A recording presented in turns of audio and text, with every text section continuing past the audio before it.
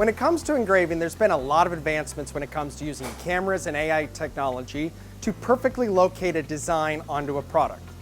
Now, if you have a machine like this one, which doesn't have cameras or AI to help me locate a design, you're going to need to use something called a jig.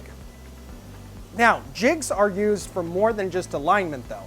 They can be used to allow us to knock out several products at one time.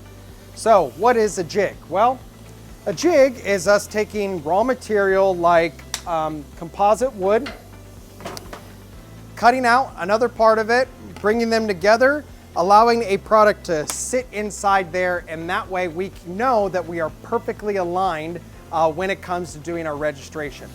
Now, something like this doesn't typically make a lot of sense because it's mainly meant for one product. But if you're doing something like patches or ornaments or pens, you're going to need a jig like this if you want to do more than one at a time.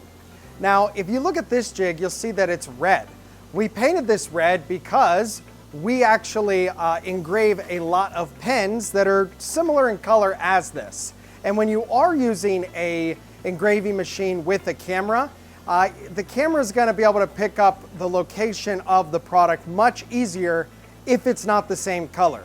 So sometimes if you are using a jig with cameras, you may want to be doing it in a very specific color. That way the camera is not getting confused as far as where does the product stop and what's part of the jig.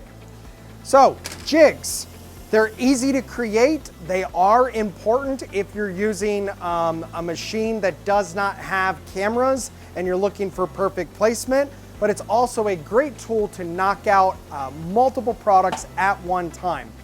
They're very easy to make, but hey, jigs have a time and place. If possible, buy a machine with cameras and AI technology, but do know that even those machines, they often do suggest using some of the jigs with them so you can be even more efficient knocking out multiple items at once rather than one at a time.